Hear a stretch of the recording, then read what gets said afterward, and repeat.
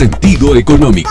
Estamos comenzando el episodio número 211 de la sexta temporada de Sentido Económico aquí en vivo. Hoy, miércoles 22 de julio a la mañana en Radio Show y bueno, también luego la grabación correspondiente en Spotify del episodio número 211 en el que vamos a tener un gran invitado que es amigo, podríamos decir también de nuestro espacio, al jefe de Research de IEB, de Invertir en Bolsa, a Ignacio Snichowski, el que ya en un ratito lo vamos a saludar.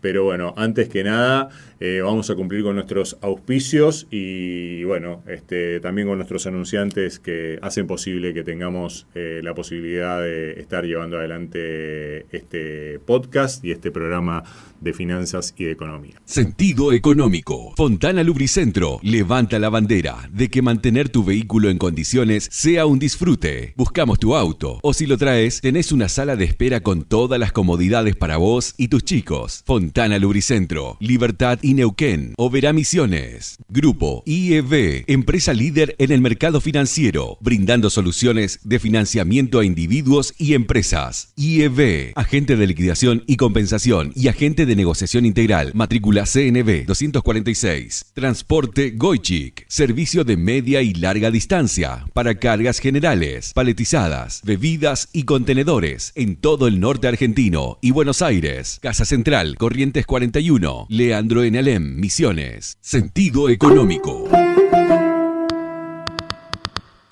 Muy bien, y estamos iniciando nuestro episodio número 211 de Sentido Económico, como decíamos, con la compañía de Ignacio Snichowski, de Nacho Snichowski, a quien le agradecemos mucho que nos brinde este tiempo para charlar con nosotros acerca de, bueno, de las últimas novedades también de la cuestión financiera y brindarnos su análisis, por supuesto, invalorable. Antes de repasar algunas novedades de las últimas horas, Nacho, te saludamos y te agradecemos mucho que estés con nosotros en nuestro nuevo espacio de esta semana. ¿Cómo estás? Bueno, ahí parece que estamos teniendo un inconveniente con el tema de la recepción. Ahora yo creo que sí lo vamos a escuchar entonces a Nacho. Nacho, buen día, ¿cómo va? Hola. Ahí estamos bien. Sí.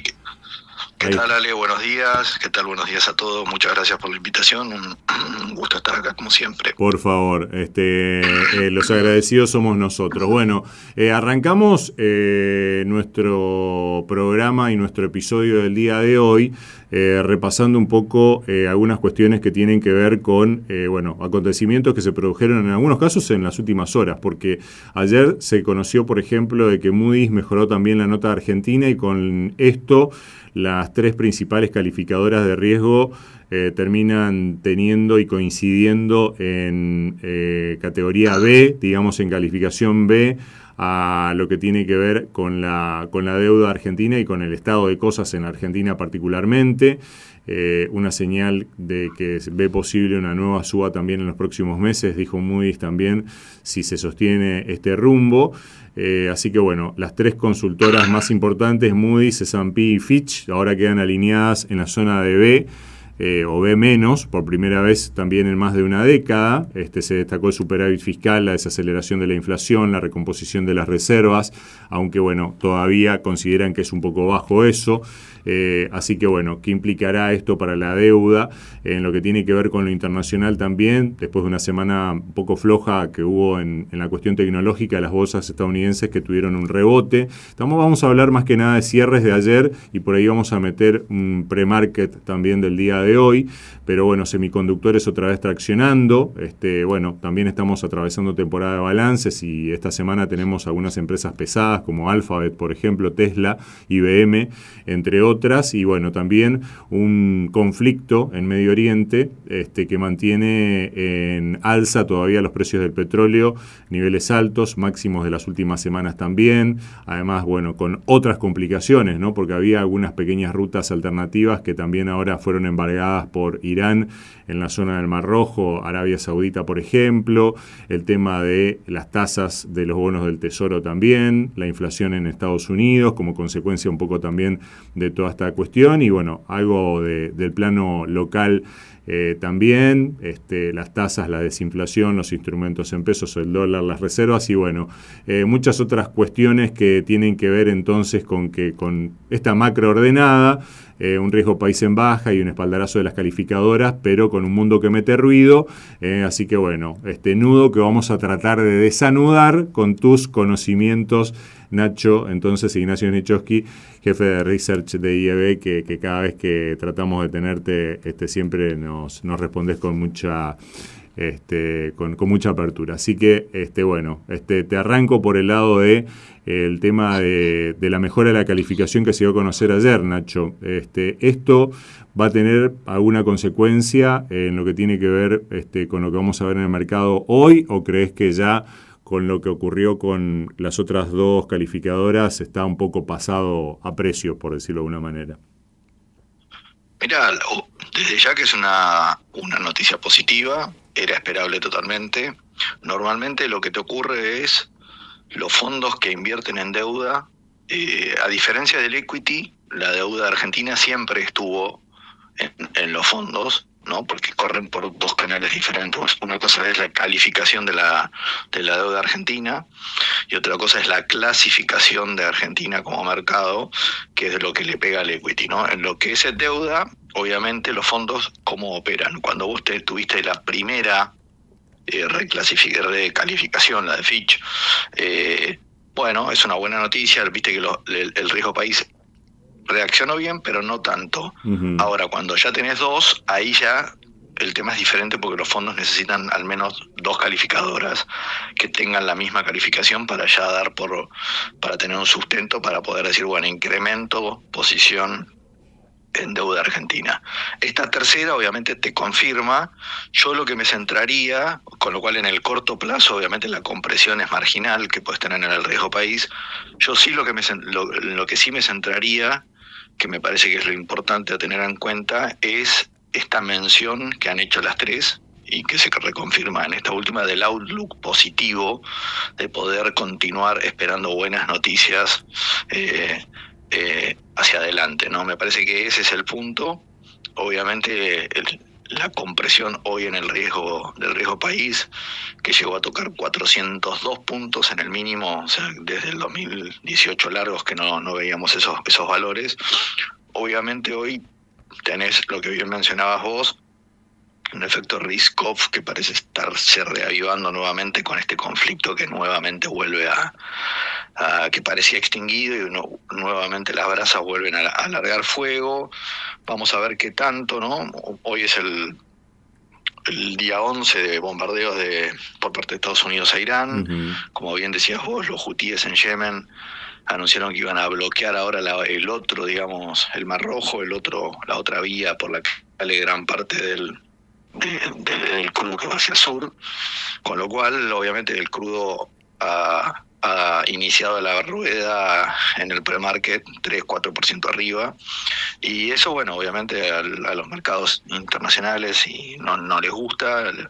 Tenés un flight to quality de acciones a deuda, te sube la tasa, y eso para los emergentes obviamente es bueno. Entonces eso de alguna manera es que también es la noticia negativa, digamos, que por ahí te viene pegando en que tuviste un rebote marginal en el riesgo país en las últimas ruedas, ¿no? Uh-huh.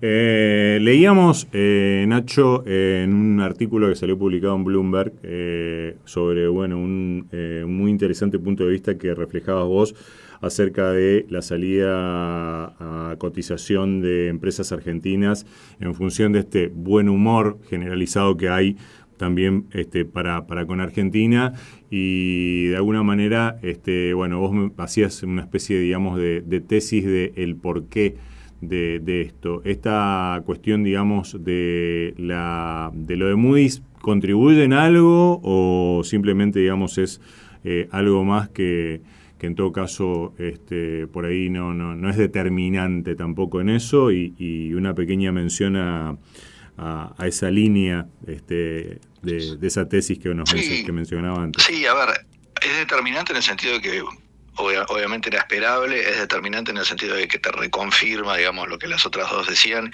y es interesante lo del outlook positivo.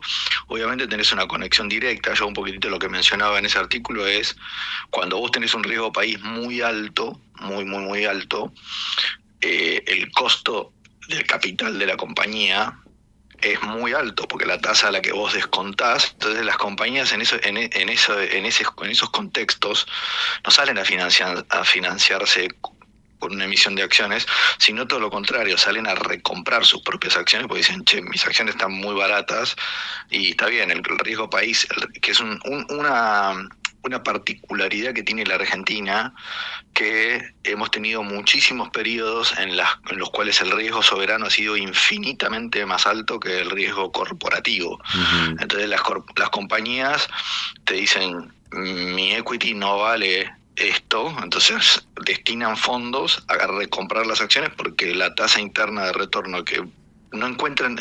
Lo triste de esos momentos es que las compañías consideran que el mejor negocio que pueden hacer con el efectivo que tienen, el negocio que tiene la TIR más alta, es recomprar sus acciones. Eso es bastante triste cuando tenés momentos de riesgo país como lo hemos tenido en 2.500, 2.700 puntos, 1.800 puntos. Y después tenés el caso inverso, cuando vos tenés un riesgo país más bajo, 2016, 2017, 2018 y este último tramo, obviamente el costo de financiarte vendiendo tu equity es mucho más bajo, con lo cual vos estás más dispuesto a hacer emisiones de acciones y eventualmente, obviamente, IPOs. En este ciclo hemos tenido menos IPOs que los que tuvimos en el ciclo pasado de riesgo país bajo. Yo creo que básicamente porque lo que ocurrió en el anterior ciclo, en el gobierno de Macri, vos levantaste el cepo rápidamente y pasaste a ser emergente relativamente rápido, y acá todavía, de alguna manera, nos quedamos en... pudiste acceder rápido a los mercados internacionales, cosa que acá todavía no lo hicimos. Entonces, como que nos quedamos como mercado de frontera, standalone, y eso te ha retrasado un poquititito los ciclos de IPO, porque si vos repasás los IPOs que hubo, Distribuidora de Gas del Centro era un IPO que había quedado colgado en el 2018, Raxa fue un IPO muy chiquitito, sí tuviste algunas emisiones, Galicia, por ejemplo, para comprar HSBC, etcétera. Pero bueno, estos son realmente dos IPOs grandes que se van a hacer, y bueno, no tiene...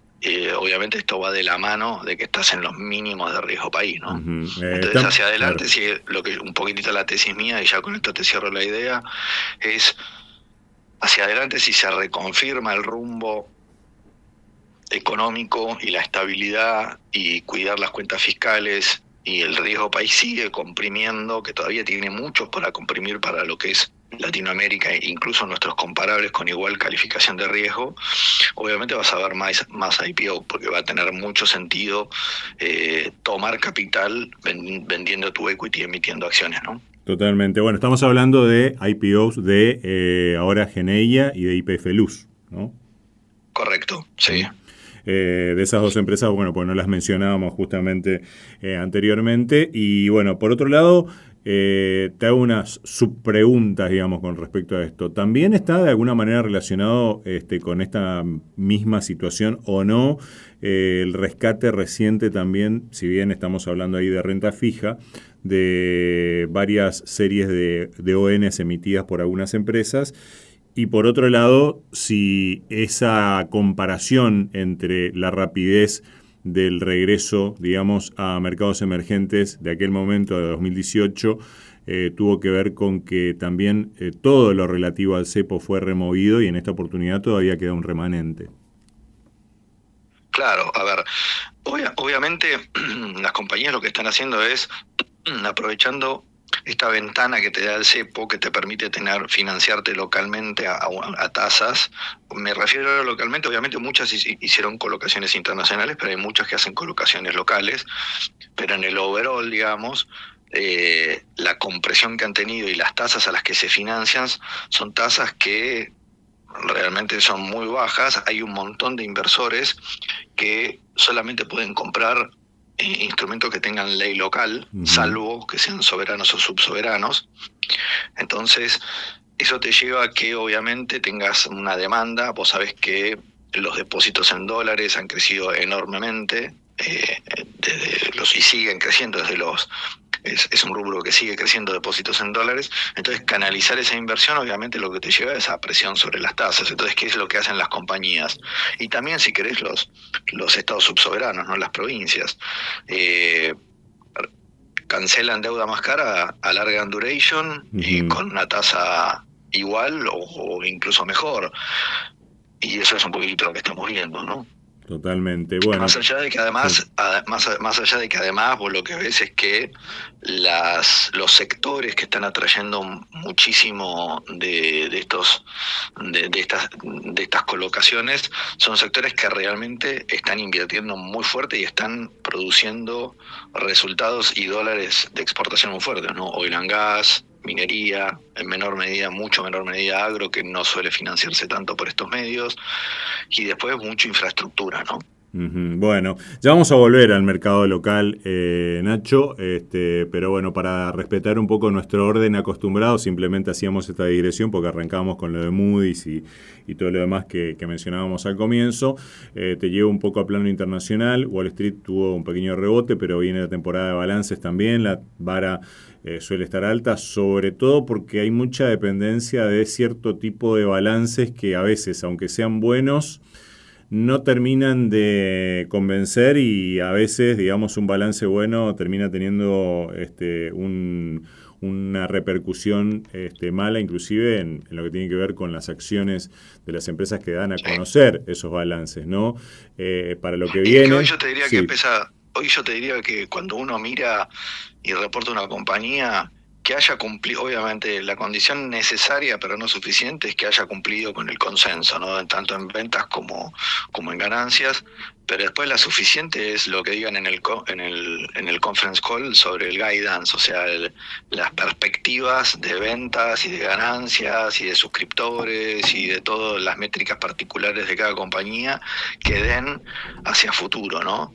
Si se incrementan, si se reducen, y ahí es cuando ves estas variaciones, y eso es lo que realmente cuenta. El mercado mira más hoy eso que la historia de si cumpliste o no cumpliste con lo proyectado, ¿no?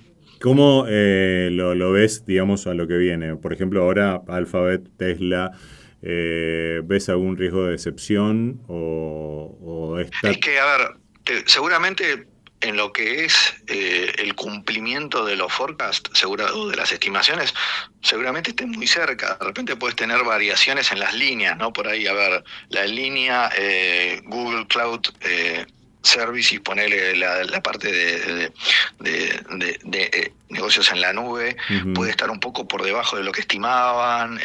Advertisement en YouTube puede estar un poco por arriba. Esas cosas, ¿no?, te pueden pegar, pero lo importante es lo que va a decir Google en cuanto a cómo ven la demanda sobre todo de hoy por hoy, lo que serían sus dos negocios, si querés más, sus dos líneas o tres líneas más importantes, ¿no? El buscador y publicidad, etcétera, la parte de su negocio de inteligencia artificial con Gemini, y la parte de negocios de cloud computing, ¿no?, con Google Cloud Service Providers, digo. Ahí está donde se juega todo, ¿no? O sea, en el guidance que den. Yo lo que veo me parece que las hyperscalers, las que tienen un fuerte negocio de cloud computing, esas son compañías que tienen mucho por ganar, ¿no? Porque me parece que lo que se está viendo es que, fíjate que la semana pasada tuvimos un momento como el del año pasado, DeepSeek 2.0, ¿no? Con este lanzamiento, este modelo de Moonshot, el Química 2.5 o Química 3, digamos, la nueva generación, que es casi tan bueno como los últimos de Anthropic y OpenAI, y tiene un costo mucho más bajo, y encima es open source. Y ahí lo que estamos viendo, ¿y quién te gana de todo eso? Y empezás a ver que la carrera de quién tiene el modelo más potente es una carrera que hoy gana Anthropic, mañana lo gana OpenAI, mañana lo pasa una China, mañana vuelve a pasarlo Google, etcétera. Pero los que terminan ganando son los que tienen el cloud, la nube, ¿no? O sea, porque eso vos, independientemente de que corras un modelo barato o un modelo caro, vas a usar Amazon Web Services, vas a usar Google Cloud Providers, o vas a usar Azure de Microsoft, o vas a usar la de Alibaba, la que sea, ¿no? Claro. Entonces ahí me parece que el foco de las hyperscalers va a estar puesto ahí, ¿no? En el uso de lo que es la nube. Ahora, en definitiva, es como que todavía no se termina de romper una fase de ese negocio, digamos, de la inteligencia. De hecho, fíjate que hace unas 20 días que venimos con un trade que es sube semiconductores porque el mercado cree que la demanda por inteligencia artificial va a continuar a este ritmo, y inteligencia artificial y los modelos van a reemplazar, y cae todo lo que es software. Adobe, CRM, Now, Netflix, todo lo que tiene relacionado con el software se cae porque se piensa que todo lo que es AI va a reemplazar lo que es software. Al otro día te sube todo software y te baja todo lo que es semiconductores. Es como hace 20 días que venimos con este trade y las hyperscalers están ahí entre medio, ¿no? Depende cuál, a veces un poco suben, a veces un poco bajan, pero sí, o sea, el mercado es como que no termina de decidirse como si el grado de monetización rápida que van a hacer las compañías de inteligencia artificial, si ya las compañías de semiconductores tocaron techo en cuanto a demanda, o si, como dicen ellas, todavía tenemos 3-4 años de mucha demanda insatisfecha, con lo cual muchas ganancias por venir y incrementos en las ventas. Es como que el mercado está en un modo, y como están también las valuaciones bastante... Pasa un fenómeno raro, y ya con esto te cierro la pregunta si no me extiendo tanto. Pasa un fenómeno muy raro en las empresas semiconductores, sobre todo las de memoria, por ejemplo MU, como Micron, que cuando vos ves el PI actual, por ahí lo tenés en 45 veces. Ahora cuando ves el PI forward, es decir, hacia adelante 12 meses con lo que se estima que va a ganar, por ahí lo tenés en 10. Pero claro. ¿Qué pasa? ¿Qué pasa si no gana esa plata? No vale 10 veces, vale 40. Hoy vale 40. Con las ganancias del crecimiento que se espera en un año, por ahí vale 10. Es tremendo, pero puede no suceder. Entonces el mercado está como calibrando ese enorme desfasaje que tenés entre el PI actual o la evaluación actual, el price earnings actual y el price earning forward, que como nunca los tenés en estas compañías, ¿no? Un salto enorme. Y aparte como que, digamos, Micron y Nvidia... no sé qué porcentaje tienen, por decirlo de alguna manera, de rehén de lo que tiene que ver con volumen y evaluación en este momento en el mercado del S&P, inclusive, ni siquiera del Nasdaq. Enorme. ¿No? Enorme. Vos fíjate que hoy desde hace un tiempo tenés un fenómeno muy, muy particular, que tenés en el S&P, tenés una concentración tan grande que 10 compañías te explican casi el 35-36% del market cap del índice. Uh-huh. Y da la casualidad que esas 10 compañías son prácticamente todas del mismo sector. Entonces, si vos querés un play, si vos sos un inversor que invierte en el SPY, o sea, en el ETF del S&P 500, tenés que tener en cuenta que tenés un sesgo muy grande a la tecnología, claro. Hyperscalers, semiconductores. Tenés un sesgo muy grande a ese sector, ¿no? Si querés realmente bajar ese riesgo, tenés que irte a un ETF como el RSP, que es un equal weight, es decir, que cada una de las 500 compañías que están en el índice pesan 0,2%. Entonces ahí es como que tenés un índice que reduce mucho la ponderación que tienen estos sectores. Claro, totalmente. No terminás dependiendo tanto de o una acción o un CDR de alguna de esas empresas o un ETF como el SMH. Exacto. Claro. Exacto. El tema ahí es que si vos invertías en el RSP un año atrás y $1 en el RSP y $1 en el SPY voló y el RSP se mantuvo obviamente creció también, pero no de la misma forma, porque claro. Lo que voló fuertemente en el último año fue todo este sector. La pregunta sería, ¿para qué lo compraste? ¿No? Porque a lo mejor justamente lo compraste para... Claro. Y bueno, es que hay mucha gente que lo compra justamente porque ¿qué es lo que te ocurre? si vos te fijás, en los últimos 3-4 meses, no tuviste una gran caída del S&P 500, No. sin embargo tuviste una rotación enorme de sectores, entonces que te van manteniendo el índice, si bien has tenido una ligera caída, después recupero, ligeras caídas, después recupero, pero tenés un juego intrasectorial muy, muy grande. Entonces cuando vos ves el RSP, ahí justamente es cuando capturás eso. Uh-huh. Porque como están todas equal weight, no tenés tanta dependencia de las que caen y tampoco no estás apostando, digamos, a la concentración esta que tiene, ¿no? Entonces justamente ahí ves mucho más, si querés, no tenés tan pronunciadas las caídas y obviamente la contracara es no tenés tan pronunciadas las subas, ¿no? Pero bueno, hay gente que no quiere, no le gusta esta cierta anomalía histórica de que 10 compañías del S&P te pesen el 36% del índice y que todas sean prácticamente del mismo sector. No les gusta, entonces te compran este ETF. Totalmente. No, claro, esa era la explicación, digamos, a favor del ETF, digamos, y de su compra, Sí. ¿no? Que es lo que te termina produciendo justamente como consecuencia de eso. Yendo un poquito siguiendo, digamos, el ámbito internacional, el crudo, bueno, como decíamos, se mantiene todavía en niveles altos. Bueno, mencionabas vos, y tal cual, de que en el premarket no, ya está, digamos, mercado abierto, estamos viendo cómo están teniendo tanto el petróleo norteamericano, el de Texas, como el Brent, subas de entre 2,5, bueno, hace un rato era del 3, ahora bajó un poco, pero bueno, valores del barril de crudo bastante significativos, casi $94 el Brent a esta hora en la que estamos hablando y casi 87 el de Texas. Bueno, y el efecto que esto causa, ¿no? También en los mercados internacionales, empujado por esta escalada del conflicto ahí en Irán y además también la tensión en la ruta del Mar Rojo que vos también explicabas bien.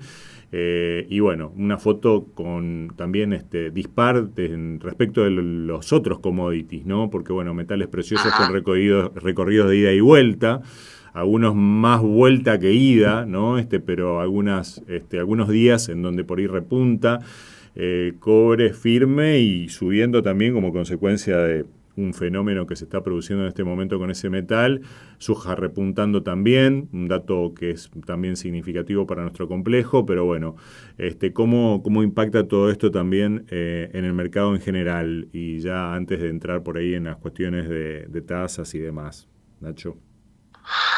Y es nuevamente reavivar el efecto risk-off, ¿no? Con todo lo que eso conlleva, que es básicamente la potencialidad de que esto que esperábamos de, bueno, probablemente la inflación en Estados Unidos ya empiece un sendero de retracción lentamente, y por ahí tenés a la Reserva Federal con un discurso mucho más hawkish, pero que en la práctica por ahí, obviamente baja de tasas no, pero por ahí en la práctica no ibas a tener una suba de tasas,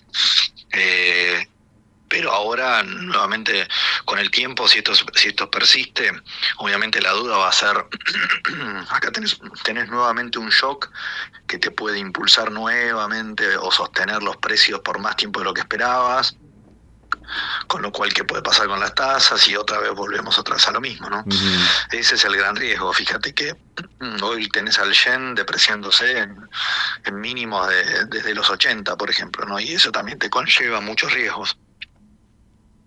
Totalmente. Así que bueno, en este sentido, particularmente, bueno, como decías vos también el tema de las tasas, ¿no? Los rendimientos de los bonos del Tesoro americano también volvieron a tener un pequeño repunte.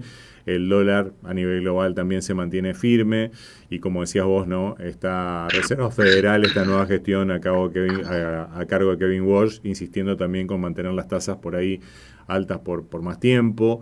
Un telón que condiciona un poco el flujo de capitales también en general en el mundo, lógicamente, ¿no? Porque con estos rendimientos de los T-bills difícilmente empiecen a verse un poco, digamos, como más atractivos los emergentes.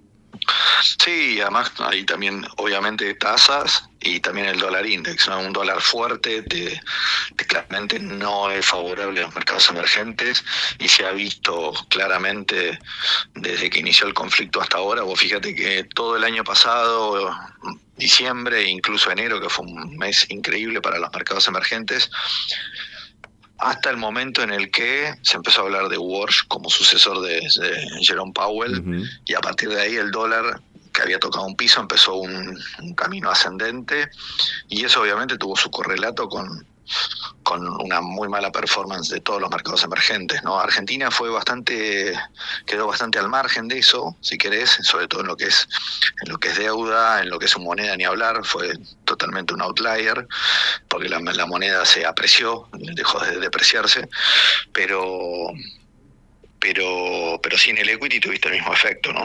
Y obviamente es otra vez volver a las dudas de que, bueno, tengas tasas más altas y un dólar más firme y por tanto un entorno más hostil, si querés, para los mercados emergentes. Totalmente. Pero acá yo creo que, y ya si querés hacemos la transición un poquitito a lo local, sí. Acá yo creo que es donde te prueba la resiliencia y la importancia del orden macroeconómico local, ¿no? Porque en otra oportunidad un shock externo de estas características hubiera sido bastante desestabilizante para la economía, ¿no? Claro, o sea, eso es lo que produjo el desacople, digamos, en definitiva, sí. ¿No? Esa estabilidad. Exacto. Y ese ordenamiento macro que mencionabas anteriormente. Sí. En definitiva. Mercado local, justamente ya atendiendo a eso, volvió a operar en positivo, tanto en pesos como en dólares, se sostiene en niveles interesantes, por encima de los 3.200.000 puntos, ¿no? Los bonos en dólares también, bueno, vienen mostrando firmes. El riesgo país sigue comprimiendo, como mencionábamos anteriormente, bueno, y con todo este buen humor también que le suma ahí una cucharadita más de optimismo con lo de Moody's, inflación desacelerando, y vuelve también al centro del debate el tema de la tasa, pero bueno, vamos por partes en todo caso.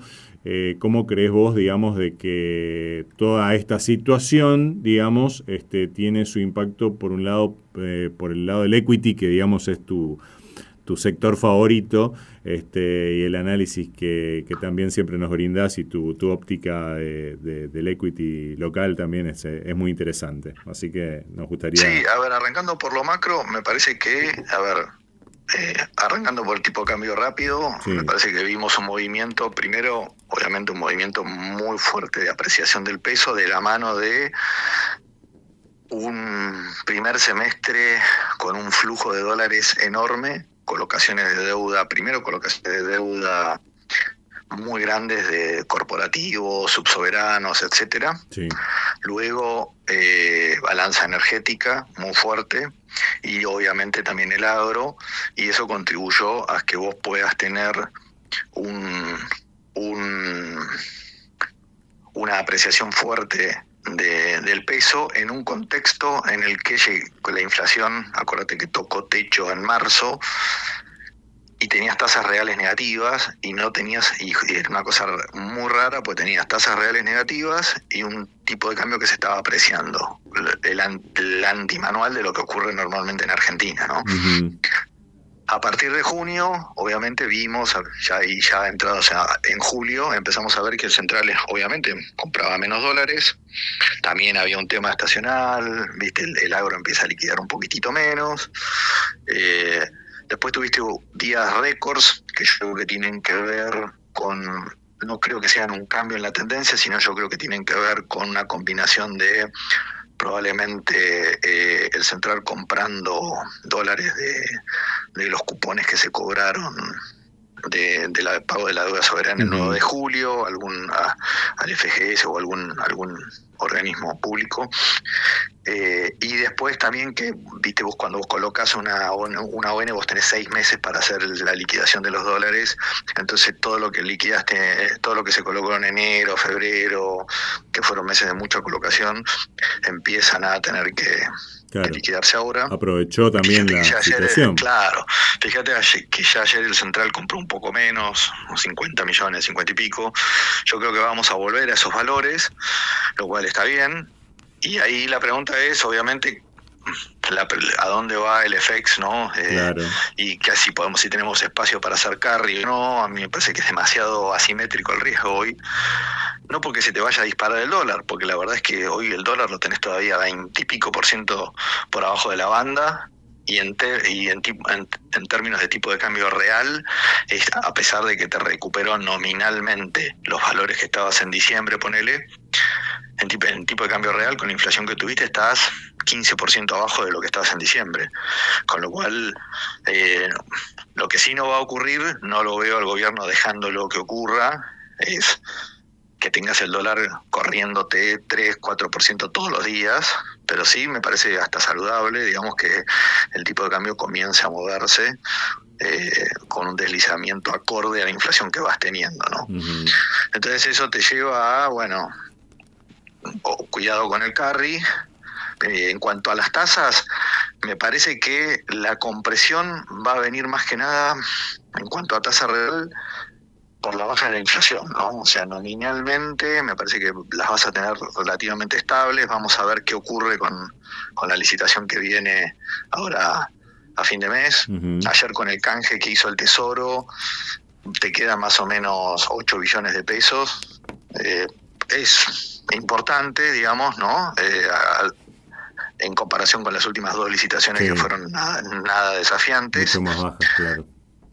Pero vamos a ver qué pasa con el tema de la liquidez ahí, y ahí vamos a tener un panorama más claro de cómo quedan las tasas y qué posibilidades, y si se resuelve esta asimetría que hoy parece tener de hacer carry, que hoy la verdad que parece medio asimétrico el riesgo, porque un movimiento del FX por ahí en 3-4 días te borra lo que ganaste en 3 semanas, ¿no? Claro, ahora, en este sentido, hablando de entrar al carry, ¿no? Sí, no de continuarlo. Sí, si lo venís teniendo sí. y manteniendo, igual, digo, como para tenerlo bajo el control, ¿no? Ir mirándolo como va progresando, en definitiva, a pesar de que ya estés hace meses colocado ahí. Exacto, sí, exactamente. Yendo al equity, bueno, empezamos en la temporada de balances nuestra, ya, bueno, reportó Vista, que reportó muy bien, pero el grueso reporta la semana que viene. YPF, Pampa, TGS, Transener, Bima, Telecom, los bancos, como siempre, un poco más tarde. A ver, si te parece, hacemos un repasito sector por sector. Sí, es justamente lo que te iba a pedir, tal cual. Oil and Gas, obviamente va a ser un trimestre bueno. Vas a tener precios, vas a ver los precios altos que tuvo el crudo en el segundo trimestre, con lo cual ya lo viste en Vista. YPF lo vas a ver lo mismo. Básicamente, a pesar del buffer que puso YPF en las naftas, lo vas a ver también. Va a ser un buen trimestre. Lo vas a ver en Pampa en menor medida, porque viste que Pampa tiene un hedge en lo que es el crudo, pero la producción es relativamente chica.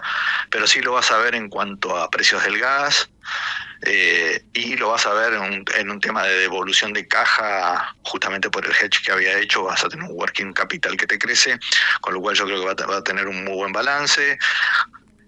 Reguladas, va a ser un sector que va a seguir siendo bueno.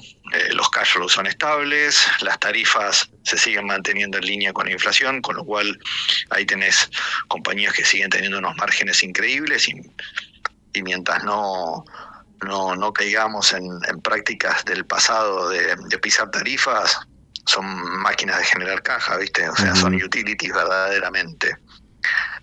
Materiales me parece que es el sector que más complejo, una dinámica más compleja tenés, ¿no? Yo de ahí te saco a Aluar, porque Aluar el 85% lo exporta y está operando al 100% de la capacidad y no depende del mercado doméstico. Yo creo que este trimestre no va a ser tan bueno como el trimestre anterior, porque ya el precio del aluminio no lo tuviste tan alto como lo tuviste en el anterior. El anterior fue una fiesta para Aluar, pues tenías el costo de la alumina muy bajo, que es uno de los insumos, el principal insumo junto con la electricidad, y el precio del aluminio volando, ¿no? Uh-huh. Y tuvo unos márgenes y unos resultados increíbles. Este va a ser bueno, pero ya se va a empezar a notar que el precio del aluminio empieza a aflojar un poco. Y luego tenés construcción, que va a seguir con la misma dinámica que viene siguiendo, ¿no? Capacidad ociosa enorme, despachos que todavía o sea, no despegan. Obviamente uno ya descuenta que no van a despegar por la obra pública, tienen que despegar por la obra privada, pero bueno, eso recién parecería ser que en este tercer trimestre va a empezar a motorizarse de la mano de los corredores viales y mucha obra de infraestructura que ya se anunció, se licitó y que efectivamente se va a comenzar, ¿no? Y alguna que se dejó a cargo de las propias provincias también. También, sí, muchísimo, y me parece que las provincias, con estas colocaciones que han hecho y con los proyectos de inversión, sobre todo, viste, las que tienen oil and gas, minería, etcétera, van a dedicar gran parte de esos fondos a infraestructura, y eso obviamente es demandante. Y luego los bancos, me parece que vamos a tener, primero, todos veíamos por ahí la mora haciendo pico en el primer trimestre, creo que va a ser en este segundo trimestre que va a ser pico, con lo cual eso te va a seguir impactando negativamente en los balances. Los préstamos, la verdad es que los préstamos en pesos no despegaron, se mantuvieron, en el mejor de los escenarios para algún banco se mantuvieron, en otros cayeron, obviamente, fuerte tarjetas y personales. Y te subieron adelantos a las empresas porque al bajar la tasa se hizo más, muchas empresas volvieron a tomar líneas que en los trimestres anteriores. Acuérdate que las tasas habían volado y el descubierto era impensable. Con lo cual va a ser un trimestre que seguramente sea un poco mejor que el primer trimestre, que a su vez fue mejor que el cuarto trimestre, pero que te lleva a la pregunta si las valoraciones no están un poco exigidas. Nosotros creemos que a 1.7, poner el de price to book value del sector,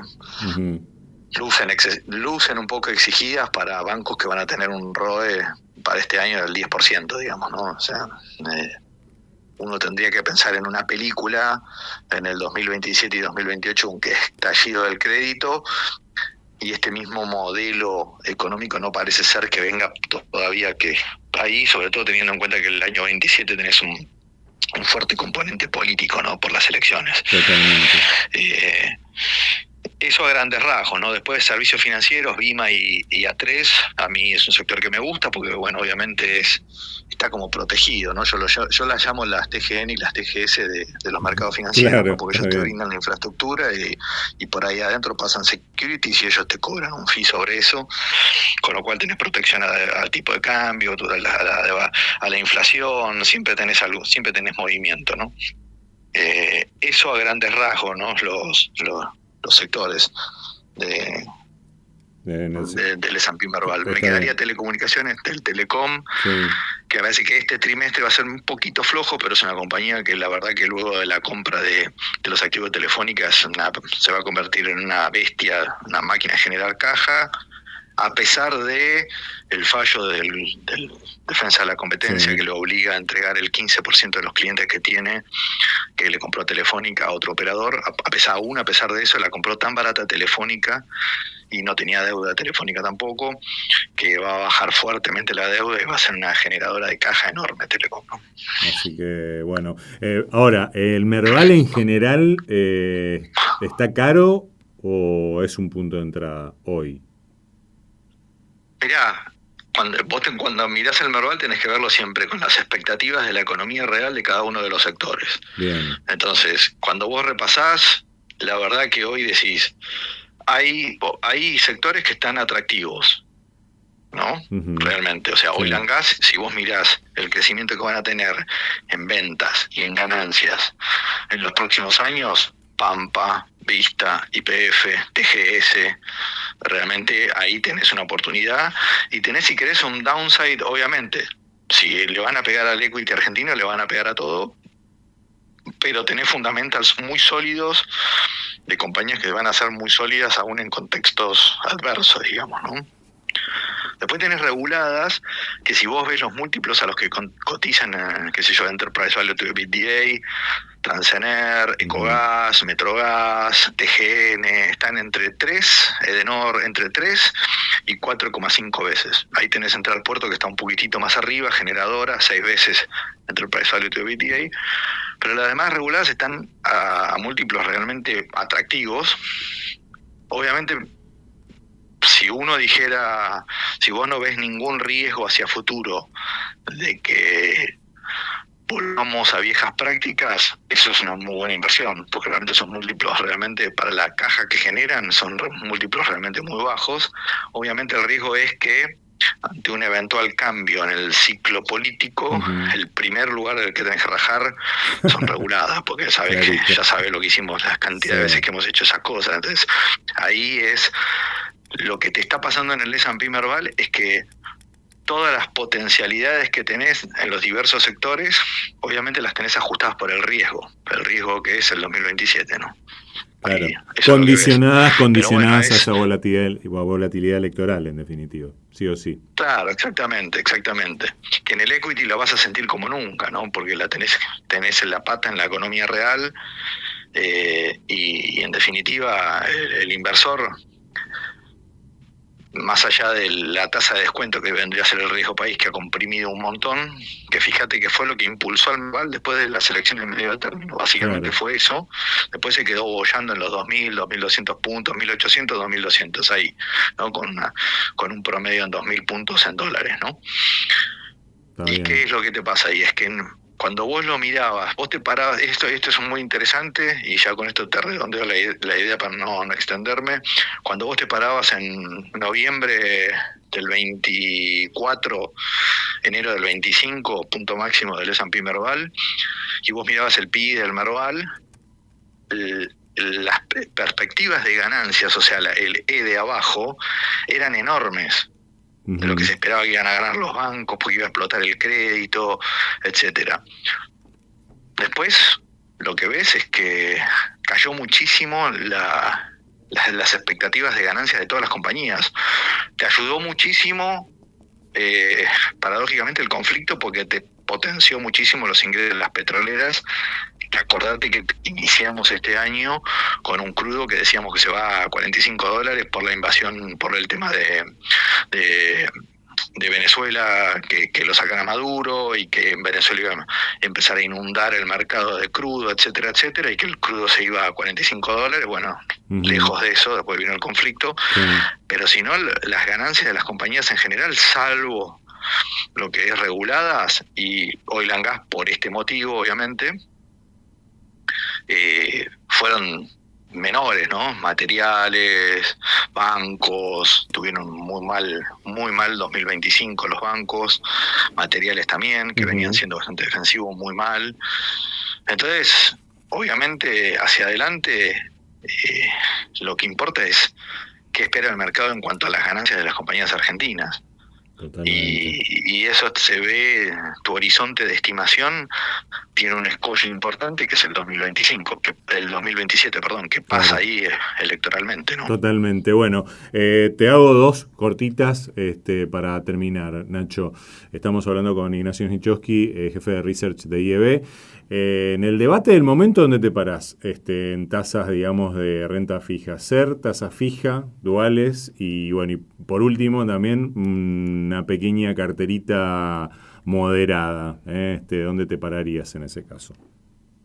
A mí me gustan mucho los duales, los Tamar SER. Bien. Me parece que es un instrumento muy interesante, me parece que es un instrumento que no se ofreció en las últimas licitaciones, y me parece que es un instrumento que se va a volver a ofrecer en esta licitación. No sé si estaría ahora en el secundario, esperaría entrar por ahí en la licitación en alguno de los instrumentos, pero es un instrumento que me gusta. Porque me parece que te captura las dos patas, ¿no? Así que estaría ahí. Después, carterita de riesgo moderado, estaría, te diría, en partes iguales, si querés, de corto plazo, ¿no? O sea, si vamos a una cartera de medio largo plazo, estaría más bien con instrumentos en dólares, sobre todo entrando en un periodo electoral. De corto plazo podríamos pensar, ¿no?, en un 60% dólares, 40% 40% pesos con alguno de los duales, pero ya pensando en una cartera un poquitito más a largo plazo, estaría más bien dolarizado, algún corporativo, con algún buen crédito, con alguna linda TIR, algún AO28, que te paga cupón todos los meses, AO29 eventualmente, andaría por ahí, ¿no? Ok, bueno. Equity obviamente sí. lo dejo para el que quiera estar en renta variable, y ahí obviamente le daría preponderancia a Oil and Gas, particularmente Pampa, Vista, YPF, esas tres, Pampa, que está bastante atrasada, reguladas, ¿no? Metrogas, Ecogas y Transener y Edenor, ponerle que también tienen valuaciones atractivas, y Banco tendría algo de exposición, pero en menor medida, por lo menos hasta que reporten, ¿no? Está bien, perfecto. Bueno, la verdad, siempre súper nutritivo charlar con vos, Nacho, Ignacio Snichowski, jefe de research de IEB, y bueno, agradecidísimo siempre por tu participación en este espacio. No, Ale, muchísimas gracias a ustedes, un saludo grande a mi querida Misiones, y bueno, hasta la próxima. Bueno, hasta una próxima oportunidad, muchas gracias. Dale, adiós. Chau, chau. Ignacio Snichowski, jefe de research de IEB, charlando con nosotros en esta nueva entrega de Sentido Económico en la semana, así que bueno, muy claro también. Casi te diría que hasta sin saber mucho de mercado lo terminás entendiendo realmente por la claridad de las explicaciones de Ignacio Snichowski. Así que hasta acá llegó nuestro Sentido Económico del día de hoy.